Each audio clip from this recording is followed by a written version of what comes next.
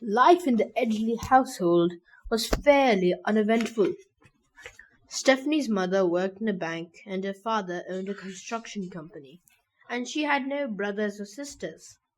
So, the routine they had settled into was one of amiable convenience. But even so, there was always the voice in the back of her mind telling her that there should be more to her life than this, more to her life than the little coastal town of Haggard. She just couldn't figure out what that something was. Her first year of secondary school had just come to a close, and she was looking forward to the summer break. Stephanie didn't like school. She found it difficult to get along with her classmates, not because they weren't nice people, but simply because she had nothing in common with them. And she didn't like teachers. She didn't like the way they demanded respect they hadn't earned. Stephanie had no problem doing what she was told, just so long as she was given a good reason why she should. She had spent the first few days of the summer helping out her father, answering phones and sorting through the files in his office. Gladys, his secretary for 7 years, had decided she'd had enough of this construction business and wanted to try her hand as a performance artist. Stephanie found it vaguely discomforting whenever she passed her on the street. This 43-year-old woman, doing a modern dance interpretation of Faust. Gladys had made herself a costume to go with the act.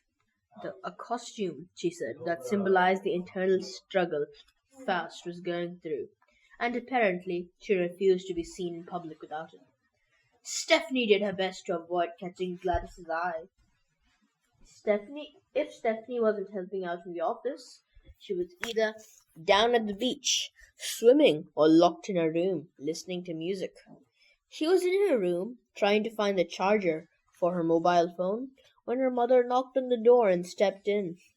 She was still dressed in the somber clothes that she had worn to the funeral, though Stephanie had tied her long dark hair and changed into her usual jeans and trainers within 2 minutes of returning home. "We got a call from Gordon's solicitor," her mother said, sounding a little surprised. "They want us at the reading of the will." "Oh," Stephanie responded. "What do you think he left you?" "Well, we'll find out tomorrow, you too, because you're coming with us." "I am?" Stephanie said with a slight frown. "Your name's on the list. That's all I know. We're leaving at 10, okay?" "I'm supposed to be helping Dad in the morning." He called Gladys, asked her to fill in for a few hours as a favor. She said yes, as long as she could wear the peanut suit. They left for the solicitor's office at 10:15 the next morning. 15 minutes later than planned, thanks to Stephanie's father's casual disregard for punctuality, he ambled to the house, looking like there was something he'd forgotten, and just waiting for it to occur to him again. He nodded and smiled whenever his wife told him to hurry up, said, "Yes, absolutely." And just before he was due to join them in the car, he meandered off again, looking around with a dazed expression. "He does this on purpose," Stephanie's mother said as they sat in the car, seat belts on and ready to go. They watched him appear at the front door, shrug into his jacket, tuck in his shirt, go to step out, then pause. "He looks like he's about to sneeze," Stephanie remarked. "No," her mother responded. "He's just thinking." She stuck her head out the window. "Desmond, what's wrong now?" He looked up, puzzled. "I think I'm forgetting something." Stephanie leaned forward in the back seat, took a look at him, and spoke to her mother, who nodded and stuck her head out again. "Where are your shoes, dear?" He looked down at his socks, one brown, one navy, and his clouded expression cleared. He gave them the thumbs up and disappeared from view. "That man," her mother said, shaking her head. "Did you know he once lost a shopping center?" "He what?" I never told you that. It was the first big contract he got. His company did a wonderful job, and he was driving his clients to see it. And he forgot where he put it. He drove around for almost an hour until he saw something he recognized. He may be a very talented engineer, but I swear, he's got the attention span of a goldfish. So unlike Gordon. They weren't very alike, were they? Her mother smiled. It wasn't always that way. They used to do everything together. The three of them were inseparable. What? Even Fergus? Even Fergus. But when your grandmother died, they all drifted apart. Gordon started mixing with a strange crowd after that. Strange? In what way? Ah, they probably just appeared strange to us, her mother said with a small laugh. Your dad was getting started in the construction business, and I was in college. We were what you might call normal. Gordon resisted being normal. And his friends, they kind of scared us. We never knew what they were into, but we knew it wasn't anything normal. Exactly. They scared your dad most of all, though. Why? Stephanie's father walked out of the house, shoes on, and closed the door after him. I think he was more like Gordon than he liked to let on, her mother said quietly, and her dad got into the car. Okay, he said proudly. I'm ready. They looked at him as he nodded, shocked with himself. He strapped on his seatbelt and turned the key. The engine purred to life. Stephanie waved to Jasper, an 8-year-old boy with unfortunate ears. Her dad backed out onto the road, put the car in gear, and they were off, narrowly missing their wheelie bin as they went. The drive to the solicitor's office in the city took a little under an hour, and they arrived 20 minutes late. They were led up a flight of creaky stairs to a small office, too warm to be comfortable, with a large window that offered a wonderful view of the brick wall across the street. Fergus and Beryl were there, and they showed their displeasure at having been kept waiting by looking at their watches and scowling.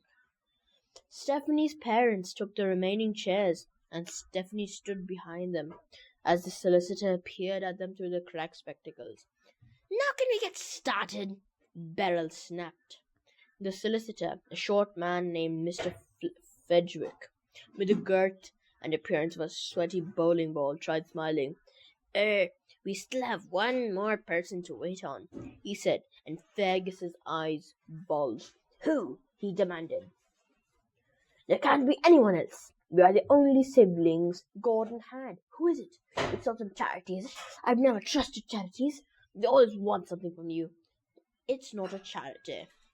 It's not a charity, Mr. Fedrick said. He did say, however, that he might be a little late. Who said? Stephanie's father asked, and the solicitor looked down at the open file before him. A most unusual name, this, he said. It seems we are waiting on one Mr. Skulduggery Pleasant. Well, who on earth is that? Asked Beryl, irritated. He sounds like a... Fergus, what does he sound like? He sounds like a weirdo, Fergus said, glaring at Frederick. He's not a weirdo, is he? I really couldn't say, Frederick answered, his paltry excuse for a smile failing miserably under the glares he was getting from Fergus and Beryl. But I'm sure he'll be along soon. Fergus frowned, narrowing his beady eyes as much as was possible. How are you sure? Frederick faltered, unable to offer a reason, and then the door opened, and the man in the tan overcoat entered the room. Sorry I'm late, he said, closing the door behind him. It was unavoidable, I'm afraid. Everyone in the room stared at him, stared at the scarf, and the gloves, and the sunglasses, and the wild fuzzy hair. It was a glorious day outside. Certainly not the weather to be wrapped up like this. Stephanie looked closer at the hair. From this distance, It didn't even look real. The solicitor cleared his throat. Are you Skulduggery Pleasant? At your service, the man said. Stephanie could listen to that voice all day.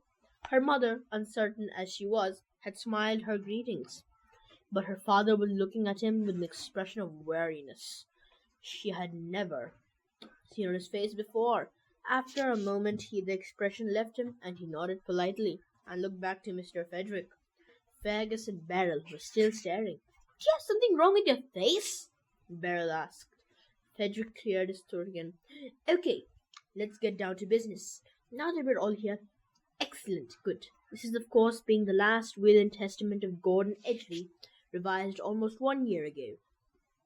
Gordon has been a client of mine for the past 20 years, and in that time I got to know him well, so let me pass on to you his family and friend, my deepest. Yes, Fergus interrupted, waving his hand in the air. Can we just skip this part? We're already running behind schedule. Let's go to the part where we get stuff. Who gets the house? Who gets the villa? Who gets the fortune? Beryl asked, leaning forward in her seat. The royalties, Fergus said. Who gets the royalties from the books? Stephanie glanced at Skulduggery Pleasant from the corner of her eye. He was standing back against the wall, hands in his pockets, looking at the solicitor. Well, he seemed to be looking at the solicitor. With those sunglasses, he could have been looking anywhere. She turned her gaze to Frederick as he picked up a page from his desk and read her. To my brother Fergus and his beautiful wife Beryl, he read, and Stephanie did her best to hide a grin. I leave my car and my boat and a gift. Fergus and Beryl blinked. His car? Fergus said. His boat? Why would he leave me his boat? Hate the water, Beryl said, anger raising her voice. You get seasick. I do get seasick. Fergus snapped, and he knew that. And we already have a car, Beryl said. And we already have a car, Fergus repeated. Beryl was sitting so far up on her chair that she was almost on the desk. This gift, she said, her voice low and threatening. Is it the fortune? Mr. Frederick coughed nervously and took a small box from his desk drawer and slid it to them. They looked at this box. They looked some more. They both reached for it at the same time, and Stephanie watched them slap at each other's hands until Beryl snatched it off the desk and tore the lid open. What is it? Fergus asked in a small voice. Is it a key to a safety deposit box? Is it an account number? Is it? What is it? Wife, what is it? All the color had drained from Beryl's face, and her hands were shaking. She blinked hard to keep the tears away, and when she turned the box for everyone to see, and everyone saw the brooch, the size of a drinks coaster, nestled in a plush cushion. Fergus stared at it. It doesn't even have any jewels on it, Beryl said, her voice strangled. Fergus opened his mouth wide like a startled fish, and turned to Frederick. What else do we get? He asked, panicking. Mr. Frederick tried another smile. Your, brother's love? Stephanie heard a high-pitched whine, and it took her a moment to realize it was coming from Beryl. Frederick returned his attention to the will, trying to ignore the horrified looks he was getting from Fergus and his wife. To my good friend and guide, Skulduggery Pleasant, I leave the following advice. Your path is your own, and I have no wish to sway you. But sometimes the greatest enemy we can face is ourselves, and the greatest battle is against the darkness within. There is a storm coming, and sometimes the key to safe harbor is hidden from us, and sometimes it is right before our eyes. Stephanie joined in with everyone else as they stared at Mr. Pleasant. She had known there was something different about him. She had known it from the first moment she saw him. There was something exotic, something mysterious, and something dangerous. For his part, his head dipped lower, and that was the only reaction he gave. He offered no explanations as to what Gordon's message had meant. Fergus patted his wife's knee. See, there? tar about a brooch. It's not that bad. He could have given us some stupid advice. Oh, shut up, would you? Beryl snarled, and Fergus recoiled in his chair. Mr. Frederick read on. To my brother, Desmond, the lucky one of the family, I leave to you your wife. I think you might like her. Stephanie saw her parents clasp each other's hands and smile sadly. So now that you've successfully stolen my girlfriend, maybe you'd like to take her to my villa in France, which I'm also leaving to you. Then get the villa! Beryl cried, jumping to her feet. Beryl, Fergus said, please. Do you know how much that villa is worth? Beryl continued, looking like she might lunge at Stephanie's parents. We get a brooch. They get a villa. There are only 3 of us. We got Carol and Crystal. We have more. We could do with extra space. Why do they deserve the villa? She thrust the box toward them. Swap!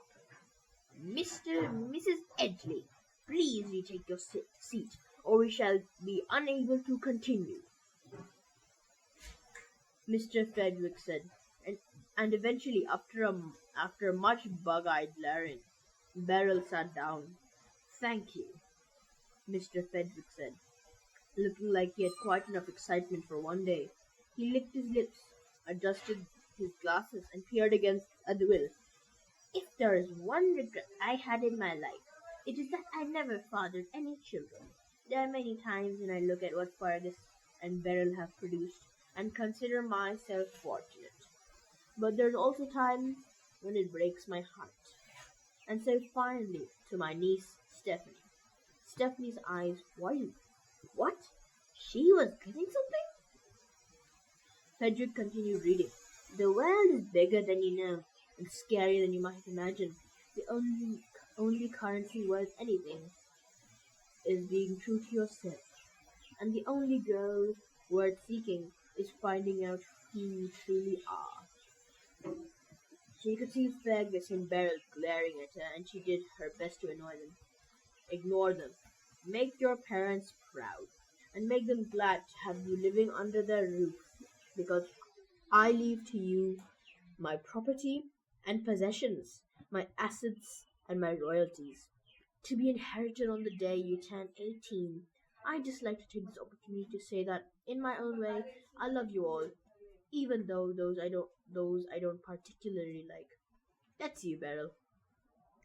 Frederick took off his spectacles and looked up.